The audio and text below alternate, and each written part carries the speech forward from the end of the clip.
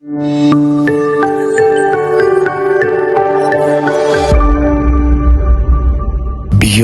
the newsroom, where untold story is revealed. Anita must resign! Anita must resign! Anita must resign! Anita must resign! Mbeera bwetyo bw'eri ku Parliament.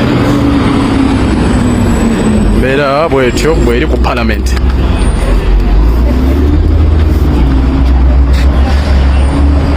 Tokolabe ekiri ekireka. Kireka eguddemu omwere. Stop corruption! Stop corruption! Stop corruption! Stop! Corruption must end. Corruption must end. Corruption must end.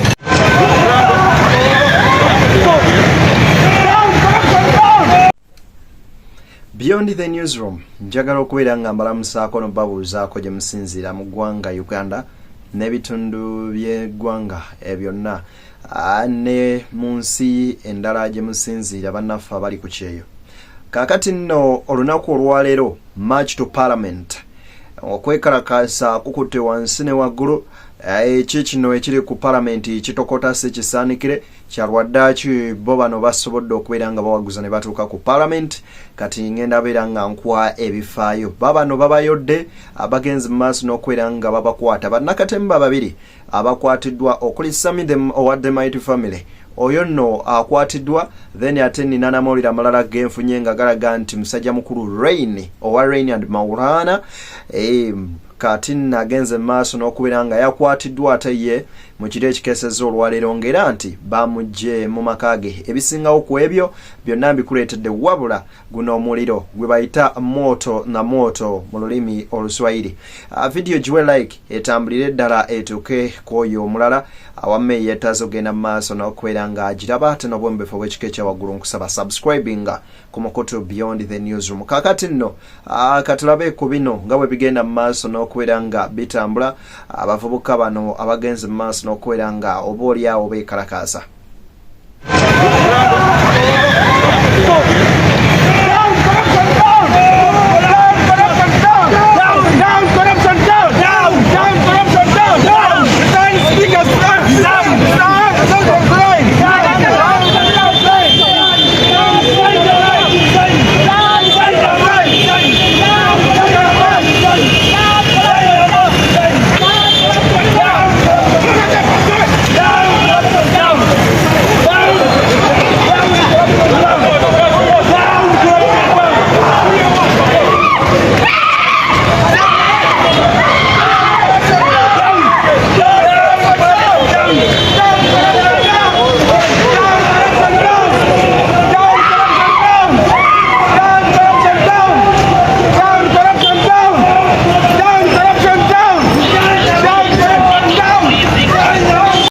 Kakati nno kigambo kiri kimu kyokka engombe gena maaso n'okubeera nga etambula. Anita must resign. Anita must resign. Kakati nno abavubuka nkugambye poliisi egenze maaso n'okubeera nga ekuba omuka ogubalagala nga kwoteeka n'okubeera nga babasiba naye ng'enjogera ennaku zino bweri emitima gyabwe giri solid nnyo nnyini ddala. Mbeera bwetyo bw'eri ku Parliament. Mbeera bwetyo bw'eri ku Parliament.